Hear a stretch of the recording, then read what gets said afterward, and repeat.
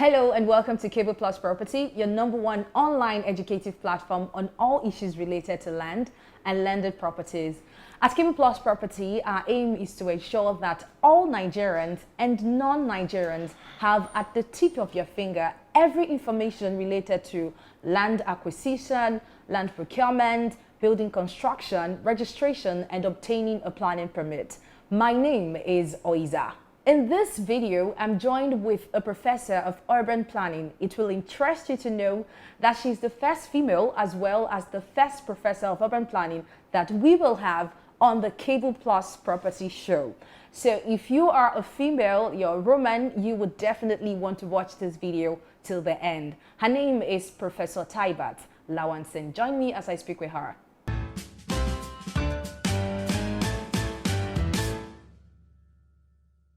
Okay.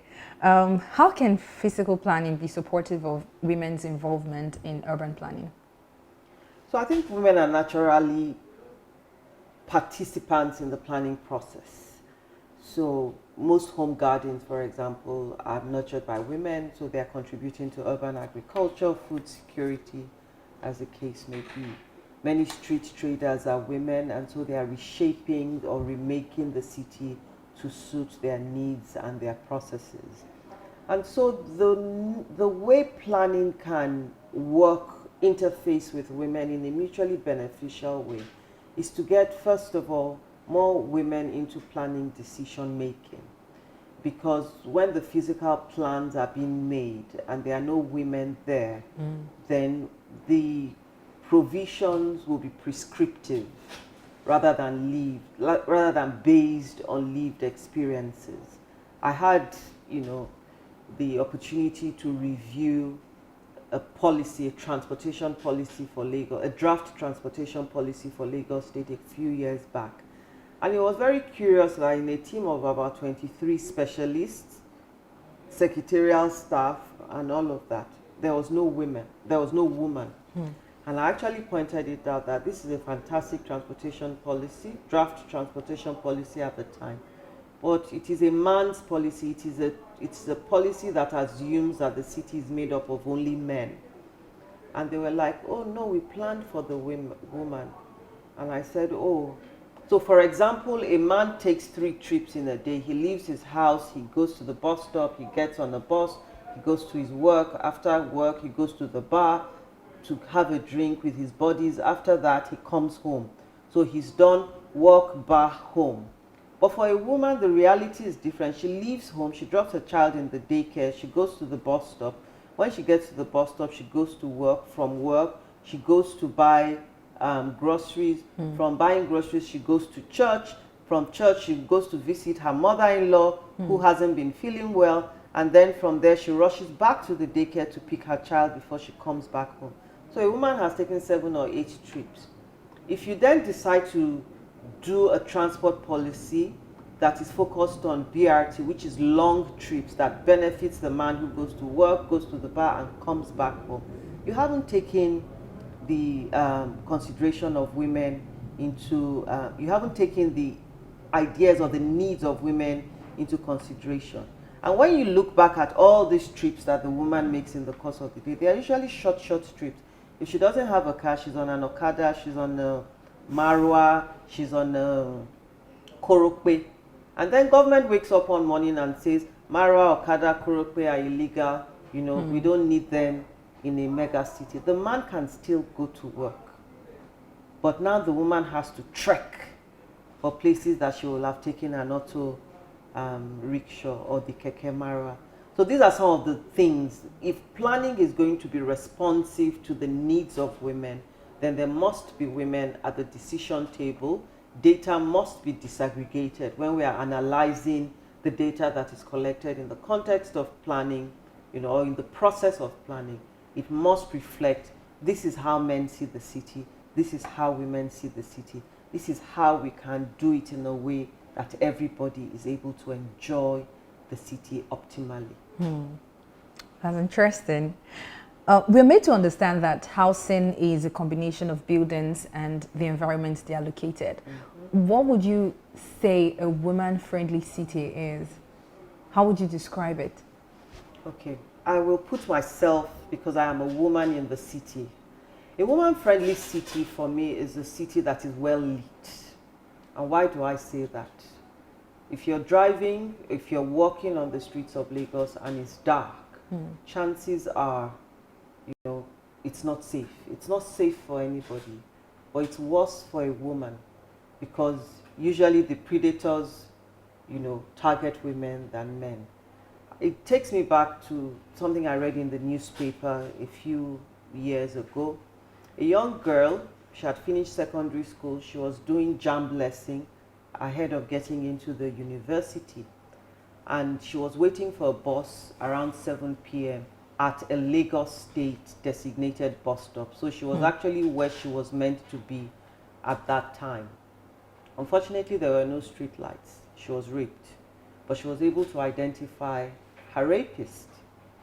And so the man was apprehended. And then one of our public officials actually said, what was she wearing?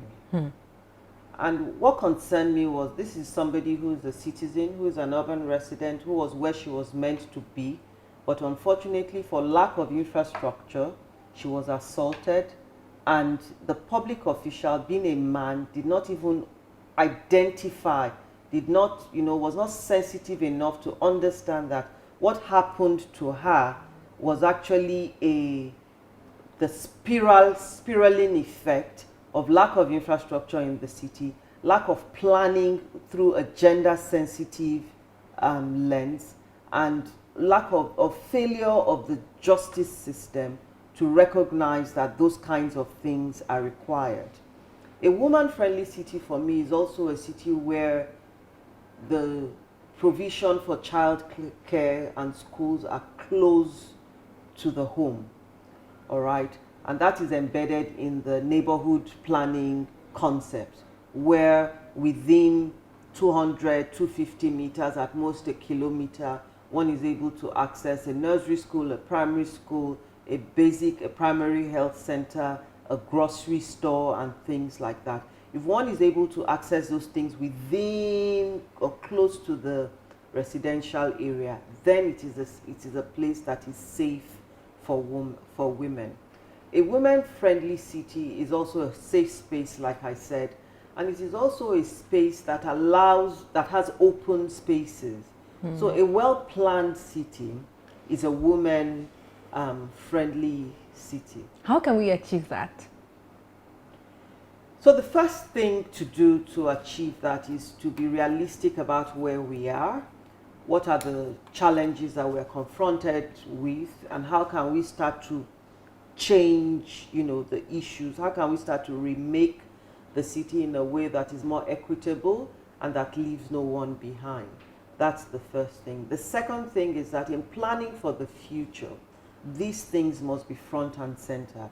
It should not be a case of, oh, there are women in the city, all right, let's put a hairdressing salon there. No. It should be the fundamental thing that how can we prepare a plan in which women, men, and children are able to thrive, in which men, women, and children are able to achieve their full potential, in which men, women, and children are able to access the opportunities that are required for them to have a good life. All right, so that is essentially what planning is about, and that is why some of the urban regeneration plans, some of the physical development plans always insist that outside of the general discussion or town hall meetings, that there are then specialized meetings for women. I give you an example. There is a town, a small town in Ghana, I forget the name now, that has one of these footballers, international footballers, that he hails from that town. And the World Bank was going to do a project, and that town was an impacted community. So usually in the course of resettlement, they provide amenities as compensation to the community. So they had a meeting with the town head and all of that, the elders in the town, who were all men. And they said, okay, what do you want us to provide for you? And the community was unequivocal about the fact that they wanted a well-developed football field. Why? Because they had this son that had played football on the streets and had become an international star. And so they wanted, after becoming an international star, he came back and he built a house for his father that was the finest in the town. And so to them, if they have a good football field, all their sons will be able to, you know, Become stars. become stars themselves. And then the World Bank team said, okay, we've taken that on board. We'll also like to speak with the women. And there was uproar. Why should you speak to the women? We represent the town and all of that. At the end of the day, after negotiation, they said, okay, the two women among the group, you go and speak to the women in the community. And they spoke to the women in the community. Guess what? The women in the community, when they asked them what they needed, what did they need? It was water that they needed. Why? Because they had to go 3 communities away to get water. And going 3 communities away meant young girls were late to school, or young girls that even went to school were tired because they had to go out early in the mornings to fetch water. And then the quality of the water was sometimes suspect because the container, number 1. Number 2, before they carry it on their head across a distance of about 40 minutes, the quality would have been compromised. And then they came back to the meeting and they told the men that your people said, the women said children had been dying of diarrhea and other water-related diseases. And they had had this challenge where children were no longer going to school, children were not doing well in school just because they had to go a long distance for water. Do you still need a football field? And that's when it dawned on the men that, all right, now that you've said it, if a water project would be more ideal for us than a football field.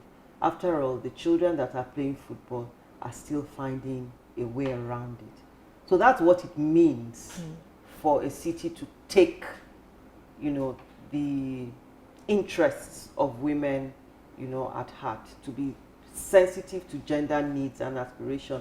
Sometimes it is the game changer between what is a priority for development. So just to add, that happened because the men, when they weren't the ones going communities to fetch water, it was majority the women. Yes, and also because men also sometimes only think about the economic benefit of things, whereas having a water point pointed to securing the health of the children, securing their academic prosperity, securing their social welfare, which oftentimes are not priorities for men. Men are very transactional. They think about the economic, what will this cost? How much can we benefit? Whereas women are more inclined towards how can we solve this problem? So it just presents, if we don't have, and you know, the thing is, if we're going to have sustainable development, the economic dimension is important. The social dimension is important. The environmental dimension is important. So everybody needs to sit at the table if we're going to have true sustainable development. Wow, interesting. Thank you for watching this video. Don't forget to like, comment, subscribe to our YouTube channel at Cable Plus Property. Also, head on to Instagram, follow our page at Cable Plus Property, like our Facebook page at Cable Plus Property. Till we come your way again, this is Cable Plus Property.